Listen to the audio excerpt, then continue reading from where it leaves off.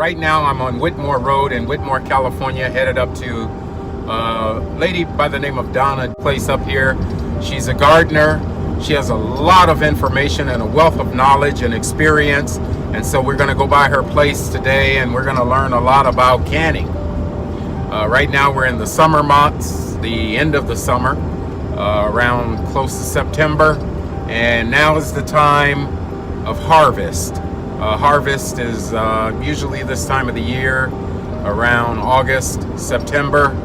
And what they normally do is harvest all the fruit, harvest all of the produce, and begin canning it for the winter. You know, friends, I want to talk to you a little bit about the importance of moving out of the cities. I know that many of you are praying, asking God to enable you and to help you to be able to find a place. Friends, don't give up praying.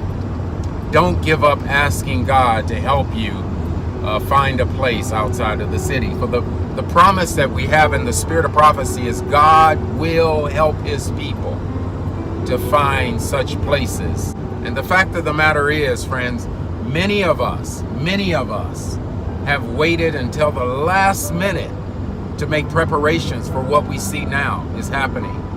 And we're scrambling and scuffling, trying to get ready, and we feel this sense of despair. So friends, don't give up praying. Don't give up hoping. Don't give up putting forth effort to try to get out of the cities. God has promised over and over that he will help us. We have examples in the example and life of Abraham. We have examples in the life of Lot. When he sent 3 angels to Sodom to get Lot and his family out of the city. So the Lord is still interested in saving his people in the same fashion. So friends, don't give up. Continue to pray, continue to trust, continue to believe that God can and will save his people. For the Bible says that the Son of Man came to seek and to save that which was lost. Now friends, I'm going to watch what I'm doing here as I'm driving, because I'm driving on a windy mountain road here and I don't want to run into anything. So I'm going to get back to you as soon as we get to Donna Place. And friends, you're in for a treat today. It's going to be a blessing. We're going to learn a lot. We're going to see a lot. We're going to hear a lot. All right. I think we've arrived here. I just want to show you the entrance to her property here.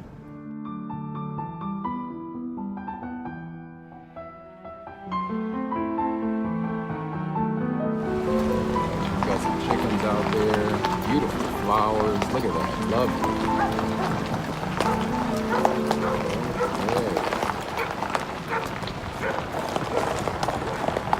Okay, this is Donna Judson, and she's going to give us a tour of her property here. We're going to start right now with the rose garden here. Beautiful. Well, it's kind of towards the end of everything around here, but we're still getting some nice stuff. The very first thing you have to do on a place like this is count the cost, because it's there's a lot of prep going into it before you get anything. First thing is a deer fence. Oh, really? Got to have a deer fence, at least 7, preferably 8 feet tall. What we do here is, what I do is I'm really into flowers. Okay. You can get too many vegetables, but you can never get too many flowers. Right. No. So I have gladiolas that are just kind of finishing off here. Some of them might still come on, but I plant about a wheelbarrow full, and I plant them consecutively. So when they come up about 5 or 6 inches, I'll plant another batch. That way I'll have them all summer long till frost. Okay. Same with the the dahlias. You have to go ahead and dig those here. We're at 2,400 feet, so. So you're 2,400 feet in elevation. And the ground freezes, so you've got to dig your dahlias. Right. This stuff here is called amaranth, and it comes, you plant it once, you never have to plant it again. This here? Oh, yeah. You never have to plant it again. And in Africa, they call it mchicha in the Swahili, and they eat the little black seeds that come out, Wow. And also they eat the green leaves when the plants are very immature, like those are in the path over there. Right. They'll pick those up and cook them as greens and eat them. Okay. So, Okay. and there's all different kinds of amaranth. This is the ponytail, and this is the Love Lies Bleeding. Oh, yeah. And then we've got down there different type, and I just let them come out because I Right. use them in my flower bouquets. Okay. Yeah. How long have you had the dog? Oh, we always have a dog because, yeah, they keep the mountain lions away Right, and the right. deer, some of the deer, and Right. out of the yard. That if we leave the gate open, and Yeah. they'll let us know if there's a rattlesnake. So you got to have really? a dog. Got the squash growing there. Yeah, look at that. Beautiful. Yeah. Pharmacy. I like that. Pharmacy. I like that. This is her greenhouse. Uh-huh. She will be planting in here for the winter. That's her early tomato that she planted in here. Everything else has been harvested. Wow. She's got a few beets growing, but other than that. Look at that. Wow. Now these are squash, right? Yes. That's spaghetti squash. Spaghetti squash growing on a little trellis here. Uh-huh. And you can walk under. And then I can tell this is echinacea. Yes, it is. That's right. I can tell. And she's got, wow, look at the tomatoes, how big they are. How long has she been doing? How many years did it take to, probably some 10, 15, 20 years maybe to get this all together like this? It took a long time. All of these beds you see here, I have had to take a Maddox and pick everything out before just wheelbarrows and wheelbarrows of rocks before I could That's yours. put the rototiller in. Yeah, yeah. So it has taken a long time to develop this land. Really? Did you have to build the soil to get it to? Yes. You do? Yes. Huh. Isn't that pretty? Wow, look at that. Let me get a picture of that. Let's see. Do the deer fence, you've got to have a watering system, Uh-huh. and you've got to have bird protection. Okay. You've got to have the equipment to harvest it all. Oh, yeah. And I'll show you some of the stuff that I use to do the harvest. Okay. I'll just put this one. Some of these trees are almost 40 years old. Some of them are more. And this Gravenstein got a haircut. In fact, a lot of these did this year. Got way pruned back. And usually your fruit trees will only bear heavy every other year. Right. So this is the year that the Granny Smith is not bearing well, and neither are the Golden Delicious. But all these apples are different varieties, so they come on at different times. Okay. So the Granny Smith. Is there any other type of apple or just the Granny You mean for what? that you're growing here? Oh yeah, we've got so many I don't even know the names of them all. Oh, okay. Good. Yeah, and so I've planted dahlias in all my corners. The melons are pretty much over. Look at that. Beautiful. But that is so beautiful. they are, aren't they? Look at that. Beautiful. I just want to take pictures. Here's a good one there. It's a bigger one. Yeah.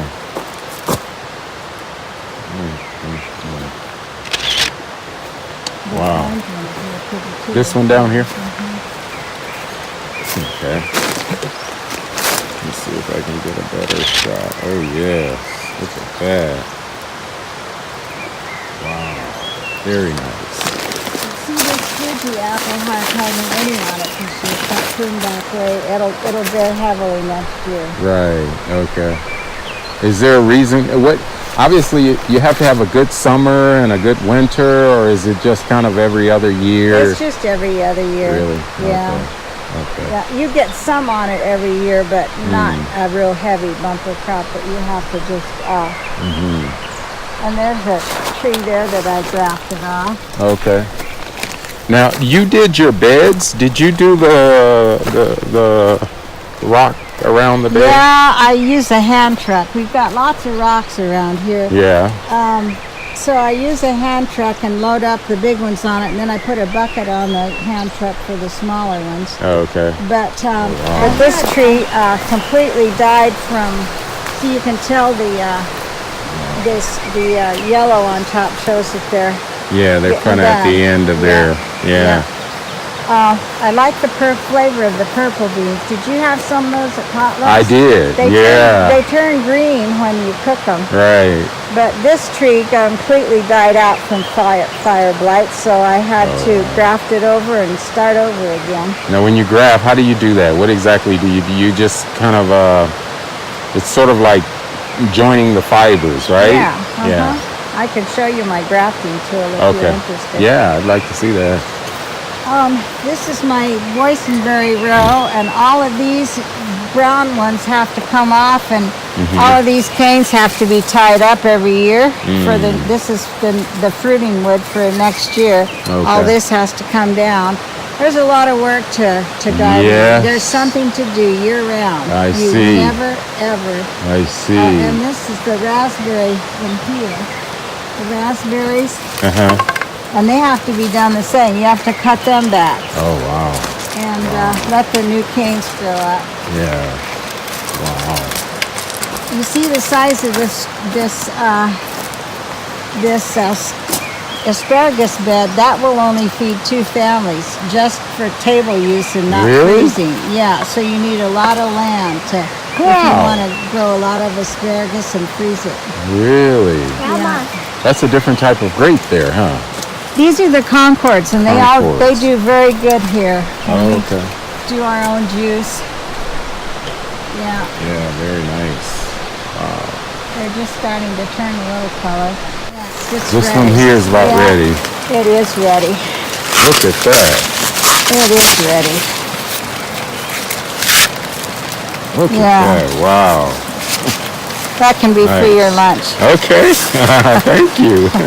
See if I can find another good one. I bet it's sweet too. It is very sweet. Do you ever eat it raw? Yes. Yeah. Oh yes. Thank you. Thank you. Okay. Wow. And then strawberries, you have to replant them every year too. Strawberries. Wow. You have to. You see they'll send out runners, and you plant the mother plant. Hang on. And this plant will send out more runners. See how this goes? Right. You take the mother plant and you have to dig up all of these mother plants, and the first daughter plant, you have to replant those. So every year you have to completely change your strawberry patch. Wow. And you have to have the equipment too. Really? If you don't have a rototiller, you're dead. I went through about 5 rototillers in my gardening experience. Really? The last 50 years until I got this one. You have to go to the top. So what type is this? What type of? It's a BCS. It's made in Italy. Okay. BCS. And it's one that I can handle myself. Right. And starts easy. Okay. And then also you need a shredder for all your corn to put your corn back into the soil. Oh, okay. And we plant a cover crop of crimson clover and put that back in too, and the corn does really well with that. Okay. And it was basically done, they say, about 3 years ago. And we'll show you inside. Okay. Yeah, so this is the cellar. What would you say, how many jars do you have here? Oh, I don't know. That's Vishnu's side. Oh, okay. Okay. Wow. She's got a lot, though. Yeah. Looks like carrots. Apple juice. Tomatoes, grape juice, applesauce, peaches. Wow. Here. Okay, this is the grape juice extractor. I can either press it or I can steam it. And you put your grapes up here, and it falls down into there. I sterilize my jar or my bottles in here, and then it comes out of here. I put my sterilized lid on it. Okay. You can do it that way. And this is for applesauce. Okay. You cook your apples ahead of time, throw them in here, turn this. Your your seeds and your stems pull. and come out that Right. way, and then your applesauce flows. Oh. After the grapes are done, all of the stuff that's left over, I have to take it off the stems. If you don't take your grapes off of the stems, they don't bust open and let that juice come out. So that's a huge job. Grape Wow. harvest is weeks Really? because you have to stem them all. Wow, that And, takes yeah, time. and then what's left over you put in here and you grind out, and what comes out of there you put in your dryer, and you make this fruit roll up. What? Look at that. And you can do that with your plums, you can do that with peaches, apricots, and grapes. Wow. Yeah, and this is a 33 quart canner. It'll hold 9 canning jars because I bent down the little things that are supposed to hold the jars up. Okay. I flattened them so I could get a couple of quarts in there. So that'll hold, it goes over 2 burners, and it'll hold about 9 or 10 depending on quarts at a time. And I have one this size, and then of course I have an 8 quart and then also a 7 quart, because sometimes you don't want to fill this, you don't have enough stuff to fill this Right. whole thing up. Right. So all your fruit you can do in here, and tomatoes, anything acidic. Your vegetables all have to be done in a pressure canner. Okay. Now this is what the pressed grape juice looks like. Oh, wow. And this is the Concord. This is Concord mixed with white Concord. Purple Concord and the white Concord. And then this is what the Concord looks like that comes out of there. And they're all the same grape. They're all the same All grape. the same grape, yeah. Wow. I'm gonna let Obviously, you. they taste I'm different. gonna let you taste each one of Okay. these. Okay. And this is, you can in anything, save all your jars, Okay. anything that has this around it, Right. you can can that. And I've used some of these jars over and over. This is applesauce done in a peanut butter. Right. This is apple juice done in a little apple juice thing that came that way. This had pasta sauce. People save their jars for me. Yeah. Okay. And this, I did the tomatoes in, and they'll all seal. In any of your grape juice bottles, any of that, you can use them over and over and over again. Otherwise, you're going to buy these lids every year. Yeah, every that year. could be quite a bit of money, I'm sure. It does when you're really There you into go. it. Wow. When you're into it. So. Okay. All right, so right now I'm going to do the taste test, the steam. This is the steam. And they're all the same. They're all the All same grape. natural All the grape same juice. All the same grape. Let's try Except it. this one. This has white in it. White Concord. Mmm. Okay, now this has the white Concord in it. This is the white Concord. And the blue. And the purple. All right. Now this is the blue, the purple, and the white. Let's try it.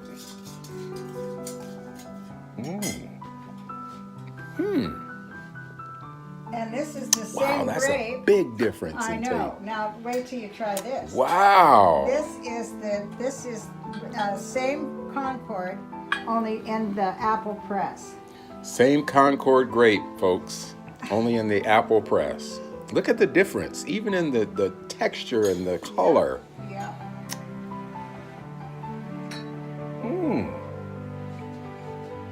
Doesn't even taste like grape juice hardly. Wow. Okay, now this is apple. Very I sweet. should have you cleanse your palate between each one of Yeah. Well, I can tell the Give you a difference. cracker. You don't add any sugar or anything? Oh. What? This is crazy how sweet it is. Wow. Okay, so what is this one? That is the apple. The apple. Okay.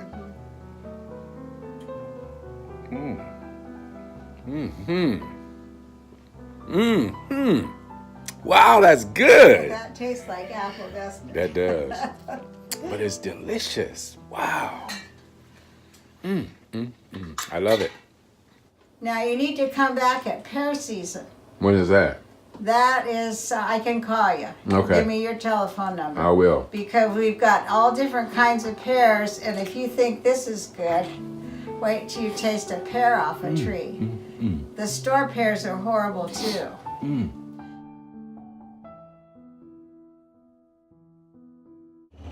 So now we are headed up to look at the water system. Oh yeah, this is old grandpa. Sweet. Nice.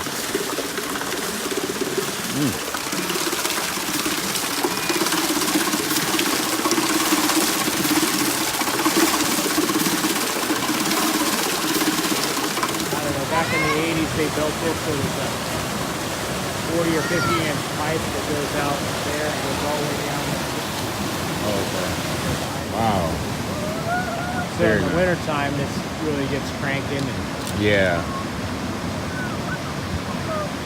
Wow. yeah, I just ran that pipe right up there. Oh, okay. You only need, just enough fall to get it over the top of that water wheel. All right, so Bert here on Donna's property here. I'm at the creek. This is called Cow Creek. Actually, I'm here at the dam area. Here the water is running out from the top part. Actually runs down to the actual hydro plant. This is the end of the summer. And you can see that water is really low.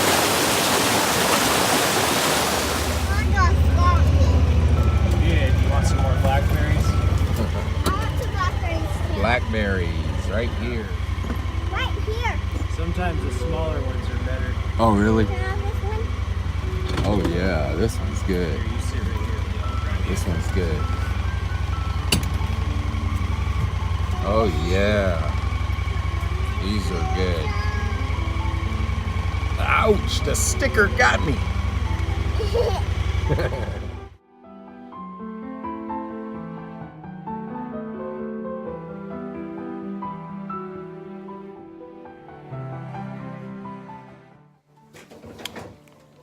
So I'm getting ready to try the Old Henry peach. It's the Cadillac. This is the Cadillac of peaches. Yes, it is. You can see it looks very, very delicious. All natural, organic. All right, here goes.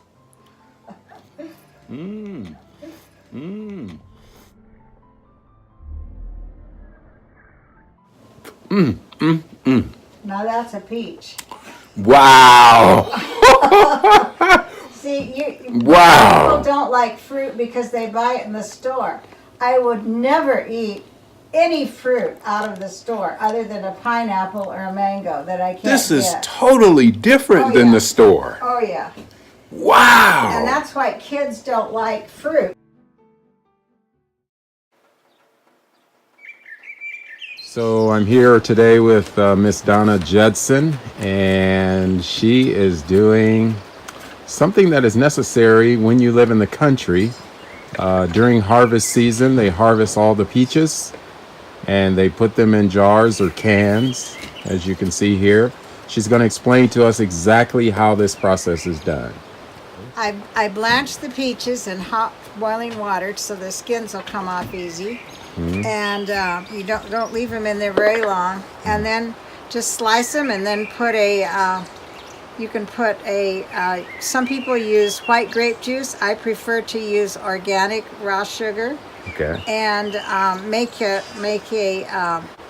they call it a syrup, but you don't, when the peaches are sweet like this, you probably 1 cup of sugar, a light syrup would be 1 cup of sugar to 4 cups of water.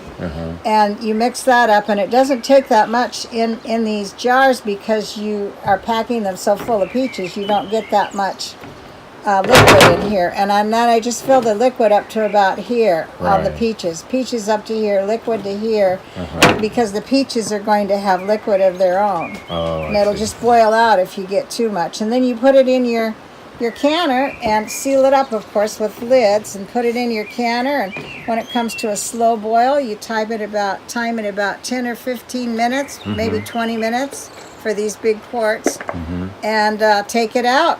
And they'll pop and seal and stay on your cupboard, on your shelf for about 3 years. They're good or more. Really? Yeah. 3 years? Yeah, Wow. they're still good after 3 years. That is good. That's Yeah. a very inexpensive way of providing nice, good fruit in the winter time. You're right. For Yeah, when the snow flies And these are a backup for after we eat our nice frozen ones out of the freezer. They're the best. They're so fresh tasting and good. Right. But this is the next best. Okay. Okay. Yeah. And if you don't have electricity, you're not going to have a freezer. Right. So you're going to need to do it this way. Yeah. Okay. Good. They look delicious and they taste very good. They are very good peaches. Okay. So tell me though, I'm wondering like, how many acres do you have here? There's 160. 160 acres. Wow. Now, how long have you lived here? 40 years. 40 years. Yeah. The boys were 3 and 5 years old when we moved here. Wow. Now, how did you get a place like this? Well, we wanted a place where our kids could grow up where they wouldn't do the stupid things that we did. And you lived where? Where did you?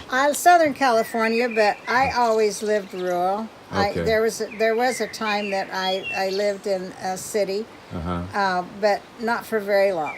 Okay. Yeah, so long enough to get tainted. Oh, So you dear. came out looking here. Did anyone Yeah. invite you to come out looking? No. We decided that we were going to find some property that had year-round water and trees. We started out in Arizona, Okay. and we were going to come through Northern California and go on up to Oregon. My oldest son was 8 months old, and we had my folks' motorhome. And so we just took off. And after about 3 realtors in Arizona, we decided that we needed to get this down pat. So we would, the boy's dad took one side and I took the other side of the street, and we'd walk into the realtors and we'd say, all right, we don't want to waste your time. We don't want you to waste our time. We're looking for property, at least a minimum of 10 acres. And we want water and year-round water and trees on it. And they would say, well, we have this really nice, and we'd say, does it have year? Well, no, but. And then we say, well, thank you. We'll see you later. Yes. Okay, goodbye. I run into that quite often when we talk to realtors. They say the same thing. Yeah. And so we, it was December, the last part of December, and January 1, New Year's Day, we ended up in Redding. We came over Susanville and over 44, which was all snowy. And that motorhome, it freaked me out because I was from Southern California, never been in the snow driving. And so we ended up in Redding, and called this realtor, and she was hungover. It was New Year's morning. Oh, wow. And so she said, yeah, we have a place like that, the old Matson place. And so we got in this beater car that was just terrible car. And we drove and drove and drove and drove. If you've driven on 44, you know that it goes forever. Right. And I thought, man, we're getting way out there. And we turned on the driveway, and this place hadn't been inhabited for 13 years, and the driveway was completely rutted out. Wow. And we could hardly get down here. Plus, there had been no ditches made or anything, and it was like a swamp down here. Wow. And they parked up there by the wood pile, and I only had like 1 diaper and 1 bottle with me for the kid, and they were smoking in the car. And I just thought, oh, this is not good, because here's my baby, and so we got here, and they got stuck up there. And I thought, we're never going to get out of here. Oh, no. And they were going, finally got out. But when we got here was this little house here. Well, I should back up. Before we took off, I had this vision. It was not a vision, but it was just kind of something in my mind that I thought, this is what we need. We need a place, and I don't care what it looks like, as long as it keeps us warm and is functionable. Right. And it needs to have outbuildings. It needs to have a place where it has water, year-round water and trees, and a place where we can have other people come that Right. can't get out of the That's cities right. when the Yes. time comes. They Yes. need a place to go. Right. And so we need extra room. And I kind of envisioned this place, but it was like what I saw in my mind was if I were standing way up on that hill and looking down on the place. So when we got here, I knew that this was probably exactly what we were looking for. But it was so expensive that it wasn't in our price range. Right. So this was a little cabin here, and then next door, you went out, and there was another place where there was another little cabin, a 2-bedroom cabin, and then there was a cabin across the Seasonal Creek Okay. and the barn and a few other outbuildings. So anyway, it hadn't been lived in. Hunters had been, the Here. porches were rotted off Yeah. and everything. Yeah. And so we went in and we looked around again, and we were on our way to Oregon, and we stopped by and we said, "Do you have anything else?" And this realtor said, "Well, what about the old Matson place?" We said, "It's too much." And this was back in the 70s. Yeah. And she said, "Well, make him an offer." And so my husband made him an offer that was so ridiculous that I wanted to crawl under the table. I was so embarrassed. So embarrassed. And so they said, "Well, let's see what they say." It's been on the market for 13 years. Wow. So they went in and, of course, negotiated and came back with a counter offer that we could do. Oh. And so we went ahead and signed the papers, and my husband was in the masonry business at that time, and this is all so providential. It's just all so providential. He wanted to get it paid for before we moved up here. Right. So 5 years later, 5.5 years later, he came up one summer with a contractor, and they took this place down to the studs, and they hooked the kitchen and they made a little pantry in there for me, and then they made a utility room and hooked the house to the cabin, and then added 2 more bedrooms. So that's 4 bedrooms back there now. Wow.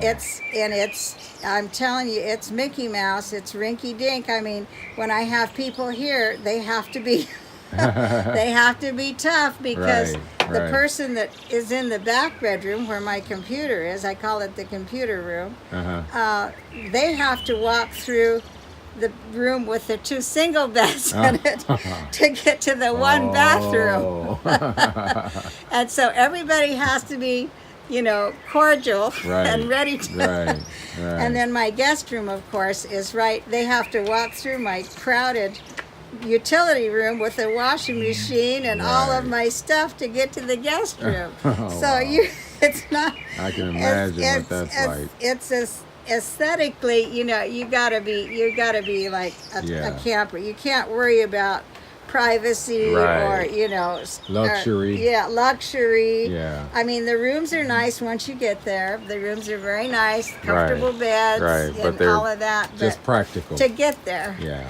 And I'll have to admit that when we first moved here, I was embarrassed, and I shouldn't have been. I've asked God to forgive me for that, because He gave me exactly what we were asking for, exactly what we were asking for.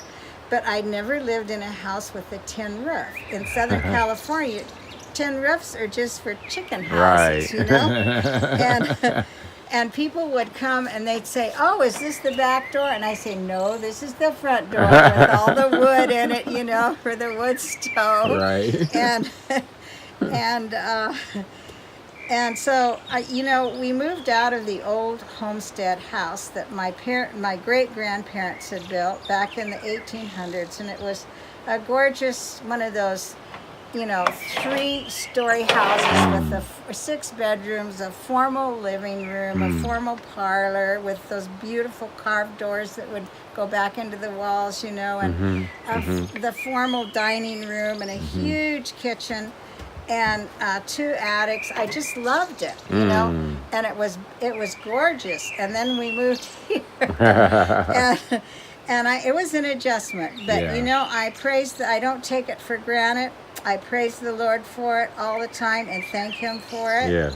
And thank Him for the water. Uh-huh. And thank Yeah. Him for the privacy, and that my two grandchildren can grow up here like my kids did. Wow. And what they do is they just run free. My So- two kids, I didn't know where they were, and you know, I had a big bell that I'd ring and they'd come. The downside of the whole story is that after we were here for 2.5 years, the dad left. Oh, no. He left us here, and God took care of us. Yeah. God took care of Yeah. us. There were days that those little kids had to. Our water source failed. It was a spring fed, going up into a rickety redwood tank. Right. And when we'd start smelling something funny in the water, the kids would go up there and fish something dead that was floating around, Oh, a snake wow. or a rat or Yeah, whatever, and we'd yeah. have to. And there were times that we'd have to go down to the creek and haul water up in buckets, and we were pioneers, and those kids they had to grow up pretty fast. That's good. But you know, our church family took care of us. We would get down to their last cent and hardly know what to do, and like the wash machine would break down, and somebody would anonymously give us a check Wow. for exact amount of money and they didn't even know that our wash Really? machine broke. Really? Praise God. And tires would be bald, and we'd go to church, and somebody would anonymously give us a gift certificate for at a tire place. I Wow. mean, God just took care of us. Wow. So, you know, when we got back on our feet, another lesson I learned in humility, I had to go on food stamps. And all my life, I always had everything I wanted. I never had to worry about money. Mm-hmm. I thought food stamps were just for the dregs of society, you know, Mm-hmm. and people that it was tough. Right. And I would go in, and I'd hope nobody would see me, you know, and I'd be almost crying, trying not to cry when I would get them out. And one day, a friend of mine had my car because it broke down. And so this other friend said, well, here, use my Mercedes. And I said, I don't. And he said, yeah, just while, you know, your car's getting fixed by this friend. And so I go to the grocery store, and this guy wants to, I just paid with my food stamps, and the guy wants to take my groceries out for me. Uh-huh. And here I am in this Mercedes, and I just paid with food stamps. Right. And I had to almost wrestle him to the floor not to do that. And I thought, you know, this is a lesson. You never judge Right. a person. Right. You never, no matter what the appearance is, you never judge a person. Right. Because you don't know. That's true. Very true. And so I got through that. And Yeah. when the kids got a little older, I started working. I homeschooled them for a while, and then I started working and got back on my feet. But they had to grow up really fast. When we had pipes freeze under the house one year, I said, you're going to have to go under and fix it. And the oldest son said, well, I don't know how. And I said, well, we need to figure it out because we can't afford to have anybody come up and do this. And I had a lot of really nice, expensive antiques that I sold and to pay for my portion of the property tax, but I had to tell myself it's all going to burn up someday anyway. That's right. So it doesn't matter. It's just Yeah. material. Yeah. And we've learned a lot of lessons here on this place, but God has been so good to us. And He's been with you all during He all has the been time. with us Yes. through thick and thin. Yes, indeed. There was one year that we had a really heavy snow, and four-wheel drive vehicles couldn't even get in here. Uh-huh. And so we had to walk out for about, I think it was about a week or a week and a half, maybe 2 weeks. I think it was 2 weeks. And so we made a trail, and if you got out of the trail, you would fall on your face. We tried to drag a sled, you know, to bring our groceries in and out, and the kids' schoolwork and stuff. That didn't work. So we finally just used backpacks, and that worked. That worked pretty good. So about 2 weeks of walking the driveway. It's about 1.25 miles up there to the top. We park our car at the top and do that. Good exercise. Right. I even did that after I started working. I'd put my good shoes in a bag and take off. And Good had to do exercise. that till we could afford a 4-wheel drive. Wow. Yeah. But it's a good life. It's good exercise, and I think even now, you know, I'm getting close to 75, and I think, how much longer am I going to do this? This is getting to be I know. a little bit much here. Yeah, I know. Didn't used to be, but every year it's a Getting little bit more, you know. Yeah. And my guys are good. They both went away to school and graduated from college, and they could hardly wait to get out of here, you know, to get into where stuff was happening. Right. But then after they both graduated and got jobs, they both came back home again. Really? So my oldest son is across the creek in the cabin, Oh, okay. and my younger son built a house on the other side of the barn there, Right. and he's raising his kids here too. Right. So Beautiful. it's all working out. And now that I'm getting older, the guys they're helping me out. Good. I haven't had to rototill this last year at all, Good. and they help me with the real heavy stuff and the ladder Yeah. work and the picking and That's the good. pruning, and they're just in there. They're doing good. In fact, I don't know if I could live here by myself Yeah. at this age and keep all of this up without them being Yeah. here. So it's all worked out for the good. Yeah, the Lord always seems to provide. He does. Now, looking back, would you say it was worth it coming out here with all the sacrifices and all the? I wouldn't have it any other way. Really? No, I've lived in the city. I've gone away to a private college in Tacoma Park. You know, it's just not me. It's just not this is my life here. Right. Right. And you know, I'm not isolated at all because there's people here all the time, all summer long. I'm on the I-5 corridor, and so people going to camp meeting or to Oregon or to any Right. place, you know, everybody stops by. Right. And That's good. people just want to stop by just to hang out too. That's good. So That's good. I always good. usually give them a bowl and a knife and whatever I'm Right. doing, Right. they get to do too That's during right. the summer. That's good. Yeah, but I have a steady stream of people. I've got people coming this week, Uh-huh. people coming the week after, and at the end of September. So Wow. there's always something going on here. There is never any time that I get up in the morning, now what am I going to do? Right. Beautiful. That doesn't happen.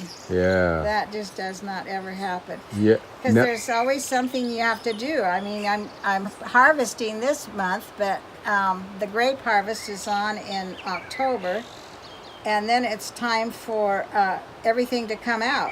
Right. Everything to come out and everything to get pruned and sprayed. Oh, for the So- winter. Yep, and I spray with a copper spray. It's an organic spray, and you're supposed to spray 3 times. You're supposed to spray Thanksgiving, New Year's, and Valentine's. Oh. Otherwise, I wouldn't have a thing standing.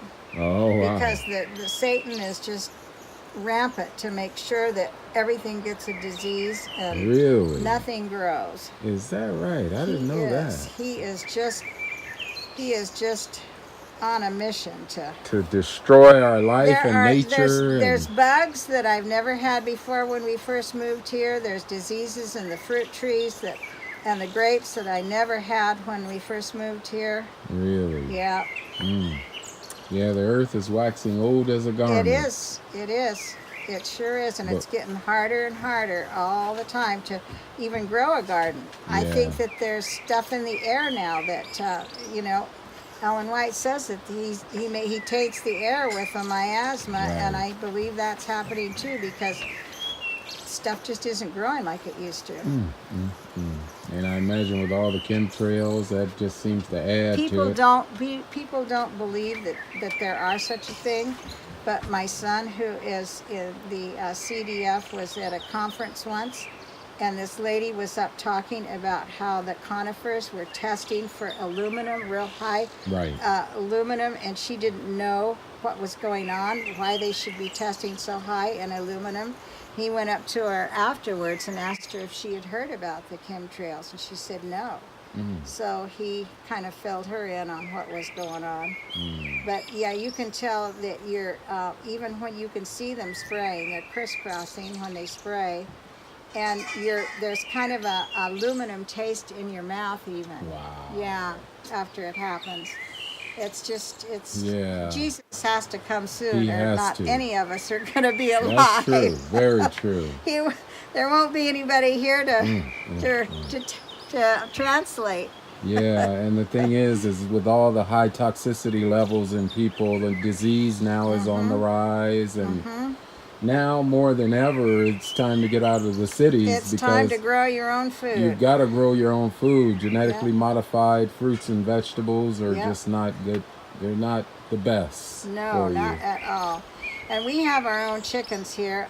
Right now, I'm able to still give them the non-GMO organic grains, but they're running on about a half acre, so they get green grass, and when there's no grass, I make sure that they have, old lettuce or some kind of greens, at least every day that they have their greens. They've got a kiddie swimming pool out there full of wood ashes that they dust in every day. Good. And so they're very good, healthy chickens.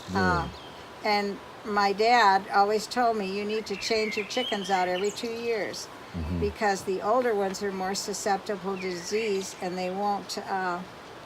They stop laying. They don't lay every day, so you're pumping food into them and not getting that much in return. Right. So every 2 years we change out our flock. There's always somebody in the community that wants them. Oh, really? Yeah, for stew or whatever. Oh, boy. Yeah. Do you have problems with, like, say, raccoons or something? Yeah, that's why you need a good dog, too. You've got to have a dog, because even though you have a deer fence, your raccoons and your possums, your skunks are going to get in. So you have to have a place where your chickens can go. I lock them up. There's a place in the barn that was already built there for them where their nest boxes are, and a roost. And so my brother-in-law sent me what do you call those little doors that a trap door? Yeah, right? that doors that open and shut with the light sensor. Right. And so at night they get closed in automatically, and then in the morning it opens it up. But if we didn't have a dog, we'd have really bad problems with raccoons and skunks. We've got a lot of rabid skunks around here, and possums and bobcats and all of that stuff. So that's and I know your son was telling me your granddaughter was saying that they saw a bear too. Oh yeah, we've got a lot of bears around here. Yeah, we've got it all. Wow. And so they help out. They really do. And so you finished all of these 4 jars already. Look at that. That is beautiful. Well, I ran out of jars. Yeah, I see. So I'll take these in and fill some more out. That is very, very delicious looking.